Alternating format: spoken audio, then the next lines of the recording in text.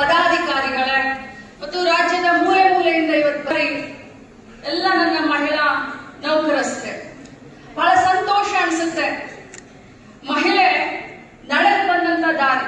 ನಾನು ಭಾಷಣ ಒಂದ್ ಸ್ವಲ್ಪ ಜಾಸ್ತಿ ಮಾಡಬೇಕು ಅಂತ ನನಗೆ ಆಸೆ ಇತ್ತು. ಯಾಕಂದ್ರೆ ನಾವೆಲ್ಲ ಮಹಿಳೆ, ನಮಗೆ ಬೇರೆ ಜಾತಿ ಇಲ್ಲ, ನಮ್ಗೆ ಯಾವ ಪಕ್ಷ ಇಲ್ಲ, ಮಹಿಳಾ ಜಾತಿ ಒಂದೇ. ಮಹಿಳೆಗೆ ಶಕ್ತಿ ತುಂಬಬೇಕನ್ನೋದು ಒಂದೇ ನಮ್ಮೆಲ್ಲರ ಕನಸು, ನಮ್ಮೆಲ್ಲರ ಉದ್ದೇಶ.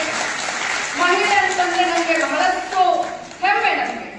ನನಗೆ ಕೆಲವೊಂದು ಸಲ ನನಗೆ ಹೇಳ್ತಾರೆ ಜನ, ನೀನೇನಮ್ಮ ಬರೀ ಮಹಿಳಾ ಪರವಾಗಿದೆಯಾ, ನೀನು ಫೆಮಿನಿಸ್ಟ್ ಅಂತ ಕೇಳ್ತಾರೆ. ಫೆಮಿನಿಸ್ಟ್ ಅಂದ್ರೂ ಕೂಡ ಪರವಾಗಿಲ್ಲ, ಮಹಿಳೆಯರು ಮುಖ್ಯವಾಹಿನಿಗೆ ಬರಬೇಕು, ಮಹಿಳೆ ಸ್ವಚ್ಛಂದವಾದಂತ ಸ್ವತಂತ್ರವಾದಂತ ವಿಚಾರಧಾರೆಗಳನ್ನ ಇಟ್ಕೊಂಡು ಸಮಾಜದಲ್ಲಿ ಬದುಕನ್ನ ಕಟ್ಕೊಳ್ಬೇಕನ್ನುವಂಥದ್ದು ನಮ್ಮ ಉದ್ದೇಶ, ನಮ್ಮ ಸರ್ಕಾರದ ಉದ್ದೇಶ.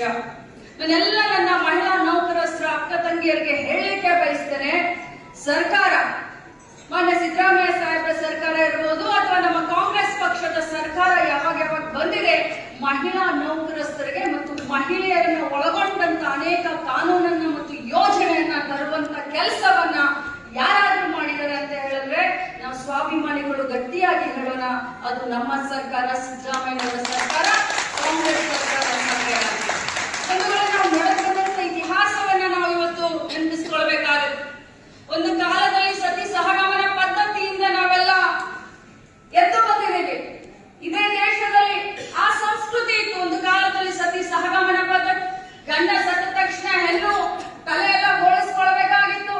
ಯಾವ ರೀತಿ ವನವಾಸವನ್ನ, ಯಾವ ರೀತಿ ಜೀವನವನ್ನ, ನರಕ ಯಾತನೆಯನ್ನ ಕಂಡಂತ ಈ ಹೆಣ್ಣು ಇವತ್ತು ನಮ್ಮ ಭಾರತ ದೇಶದ ಹೆಮ್ಮೆ ಮಗಳು, ಕರ್ನಾಟಕ ರಾಜ್ಯದ ಹೆಮ್ಮೆ ಮಗಳು, ಇವತ್ತು ಯಾವ ಮಟ್ಟಕ್ಕೆ ನಾವು ಮುಂದೆ ಬಂದಿದ್ದೀವಿ ಅಂತ ವಿಚಾರ ಮಾಡಿದಾಗ ಒಮ್ಮೊಮ್ಮೆ ನಮ್ಗೆ ಮನಸ್ಸು ಅನಿಸುತ್ತೆ. ಆದ್ರೆ ಈಗಿನ ಪ್ರಸ್ತುತ ಕಾಲಘಟ್ಟದಲ್ಲೂ ಕೂಡ, ಅದರಲ್ಲೂ ನೀವೆಲ್ಲರೂ ಕಲ್ತವರು, ಸ್ವಂತ ಶಕ್ತಿಯ ಮೇಲೆ ಸರ್ಕಾರದಲ್ಲಿ ಯಾವುದೋ ಒಂದು ಉದ್ಯೋಗದಲ್ಲಿ ತಾವು ಕೆಲಸವನ್ನ ಮಾಡ್ತಾ ಇದ್ದೀರಾ, ಇಷ್ಟೊಂದು ಸಂಘಟನೆಯಲ್ಲಿದ್ದೀರಾ, ಬಹಳಷ್ಟು ಕಾಮನ್ ಸೆನ್ಸ್ ಇದೆ ತಮಗೆ, ಬಹಳಷ್ಟು ಕಲ್ತಿದ್ದೀರಾ. ಆದ್ರೂ ಕೂಡ ಇಂಥ ಸಂದರ್ಭದಲ್ಲೂ ತಾವು ಕೂಡ ಕಷ್ಟವನ್ನ ಅನುಭವಿಸ್ತೀರಾ ಅಂತ ನನ್ನ ಗಮನಕ್ಕೆ ಬಂದಾಗ ನಿಜವಾಗ್ಲೂ ನನಗೆ ಬಹಳಷ್ಟು ವಿಚಾರ ಮಾಡ್ಬೇಕಲ್ಲಪ್ಪ.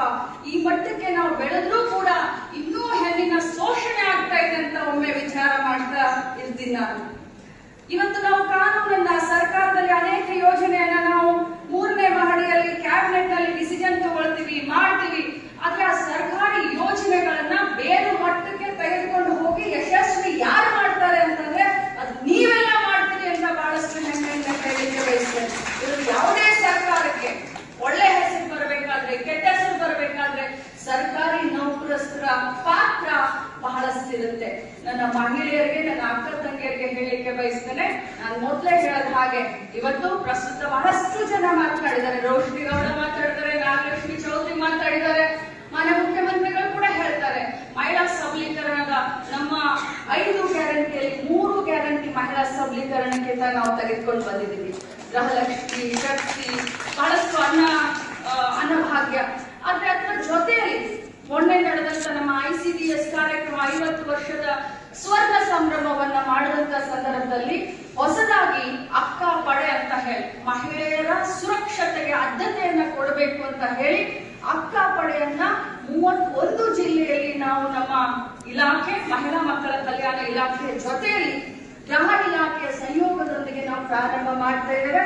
ಅತಿ ಶೀಘ್ರದಲ್ಲಿ ಅದರ ಬಗ್ಗೆ ಅರಿವನ್ನ ಮೂಡಿಸಲಿಕ್ಕೆ ತಮ್ಮ ಸಂಘಟಕರಿಗೆ ಅದರ ಬಗ್ಗೆ ಏನೇನು ಇದಾವೆ, ಅದರ ಆಗು ಹೋಗುಗಳು ಯಾವ ರೀತಿ, ಅಕ್ಕ ಪಡೆ ಯಾವ ರೀತಿ ಕೆಲಸ ಮಾಡುತ್ತೆ, ಅಕ್ಕ ಪಡೆಯನ್ನ ತಾವು ಯಾವ ರೀತಿ ಬಳಸ್ಕೊಳ್ಬಹುದು ಅನ್ನೋದನ್ನ, ಆ ಸುತ್ತೋಲೆಯನ್ನ ತಮ್ಮ ಅಧ್ಯಕ್ಷ ಕೈಗೆ ನಾನು ಕೊಡ್ತೀನಿ. ತಮ್ಮೆಲ್ಲರಿಗೂ ಅಭಿನಂದಿಸ್ತೀನಿ.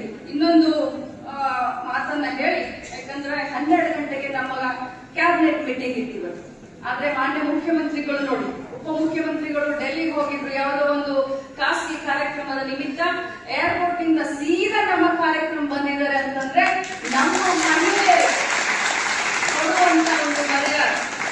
ಅದರ ಜೊತೆ ಮಾನ್ಯ ಮುಖ್ಯಮಂತ್ರಿಗಳು ಕ್ಯಾಬಿನೆಟ್ಗೆ 5 ನಿಮಿಷ ಹೆಚ್ಚು ಕಡಿಮೆ ಯಾವ್ದಾದ್ರು ಮಂತ್ರಿಗಳು ಬಂದ್ರೆ ವಾಚ್ ಕೊಡ್ಕೊಳ್ತಾರೆ, ನಮ್ಗೆಲ್ಲರಿಗೂ ಕ್ಲಾಸ್ ತಗೊಳ್ತಾರೆ. ಆದ್ರೆ ಇವತ್ತು ಸ್ವತಃ ಮುಖ್ಯಮಂತ್ರಿಗಳು 45 ನಿಮಿಷ ತಡವಾಗಿದ್ರು ಕೂಡ ಸುಮ್ಮನೆ ಕೂತ್ಕೊಂಡಿದ್ದಾರೆ ಅಂತಂದ್ರೆ ಮಹಿಳೆಯರಿಗೆ ಕೊಡುವಂತ ಗೌರವ, ಆದರ ಮತ್ತು ಸನ್ಮಾನ. ಒಂದು ವೇಳೆ ನಾನು ಯಾವತ್ತಿಗೂ ಒಂದು ಮಾತನ್ನ ಹೇಳ್ತೀನಿ,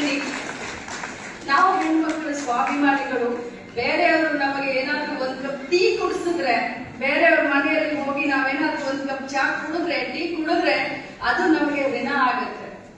ಯಾವಾಗ ನಾವು ಅವ್ರನ್ನ ನಮ್ಮ ಮನೆಗೆ ಕರೆದು ಟೀ ಜೊತೆಯಲ್ಲಿ ಉಪಮಾನ ಕೊಟ್ಟಾಗ ನಮ್ಮ ಋಣ ಕಡಿಮೆ ಆಗುತ್ತೆ ಅಂತ. ಆದ್ರೆ ಇವತ್ತು ಒಂದು ಮಾತನ್ನ ಹೇಳಲಿಕ್ಕೆ ಬಯಸ್ತೇನೆ, ಅಲ್ಲಿಂದ ಇಲ್ಲಿಯವರೆಗೆ ಕಾಂಗ್ರೆಸ್ ಪಕ್ಷ ಮಹಿಳೆಯರ ಬಗ್ಗೆ, ಮಹಿಳೆಯರಿಗೋಸ್ಕರ ಇದ್ದಂತ ಸರ್ಕಾರ ಮಾಡ್ತಾ ಇರುವಂತಹ ಯೋಜನೆಗಳು ನಾವು ಕೃತಜ್ಞತೆಯನ್ನು ಸಲ್ಲಿಸಬೇಕು. ಹಾಗೆ ಹೇಳಿದ್ರು, ತಾವು ಎದ್ದು ನಮಸ್ಕಾರ ಮಾಡಬಾರ್ದು, ಇದು ನಮ್ಮ ಹಕ್ಕು. ಆ ಹಕ್ಕನ್ನ ಇವತ್ತು ಋತುಚಕ್ರ ರಜೆಯನ್ನ 1 ವರ್ಷಕ್ಕೆ 12 ದಿನ, ಪಾಪ ರೋಶಿನಿ ಓದ್ಬೇಕಾದ್ರೆ ಏನೋ ಹೆಚ್ಚು ಕಡಿಮೆ ಮಾಡಿದ್ರು. ಮಾಡ್ಬೇಕಾದ್ರೆ ಹೇಗಿತ್ತು ಗೊತ್ತಾ, 26 ವರ್ಷದ ಹಿಂದೆ ದತ್ತಬಾಬ ಅಂತ ಇದ್ದೆ, ಇವತ್ತು ಹಾಗೆ ಪಾಪ ಪ್ರಯತ್ನ ಮಾಡಿದ್ರು, ಪ್ರಯತ್ನವಾದಿಗಳಿದ್ದಾರೆ. ನನ್ನ ಇಲಾಖೆಯಲ್ಲಿ ಈ ಮಹಿಳಾ ನೌಕರರ ಸಂಘಕ್ಕೆ ಒಂದು ಆಫೀಸ್ಗೆ ಮಾನ್ಯ ಹೊರಟ್ಟಿ ಸಾಹೇಬರು ಹೇಳಲಿಕ್ಕೆ ಒಂದು ಆಫೀಸ್ ಅನ್ನು ಕೊಟ್ಟಿದ್ದೇನೆ.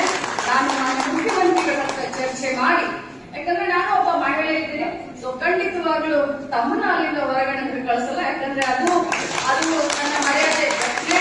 ನಾನು ಯಾವತ್ತೂ ನನ್ನ ಬಿಟ್ಕೊಡೋದಿಲ್ಲ. ಮಾನ್ಯ ಮುಖ್ಯಮಂತ್ರಿಗಳ ಪರ್ಮಿಷನ್ ತೆಗೆದುಕೊಂಡು ಉಪಮುಖ್ಯಮಂತ್ರಿಗಳ ಹತ್ರ ಮಾತನಾಡಿ ನಮಗೆ ಅದನ್ನ ಆಫೀಸನ್ನ ಯಾವ ರೀತಿ ನಾವು ಕೊಡಬಹುದು ಅನ್ನೋದ್ರ ಬಗ್ಗೆ ನಾನು ಗಮನ ಹರಿಸ್ತೀನಿ ಅಂತ ಹೇಳಿ ತಮ್ಮೆಲ್ಲರೂ ಅಭಿನಂದನೆ ಸಲ್ಲಿಸ್ತೀನಿ. ಕಾನೂನಿನ ಅರಿವು, ತಮ್ಮ ಹಕ್ಕಿನ ಅರಿವನ್ನ ತಾವು ಇಟ್ಕೊಳ್ಬೇಕು. ಅವಾಗ ಬೇರೆಯವರಿಗೆ ಕಾನೂನಿನ ಅರಿವು ಮತ್ತು ಹಕ್ಕಿನ ಅರಿವನ್ನ ಕೊಡ್ಲಿಕ್ಕೆ ಸಾಧ್ಯ. ಸಂವಿಧಾನ ಶಿಲ್ಪಿ ಡಾಕ್ಟರ್ ಅಂಬೇಡ್ಕರ್ ಅವರ ಕಂಡಂತ ಕನಸು ನನಸಾಗಲಿಕ್ಕೆ ಸಾಧ್ಯ ಅಂತ ಹೇಳ್ತಾ ಇನ್ನೊಮ್ಮೆ ತಮ್ಮೆಲ್ಲರಿಗೂ ಅಭಿನಂದಿಸಿ ನನ್ನ ಮಾತು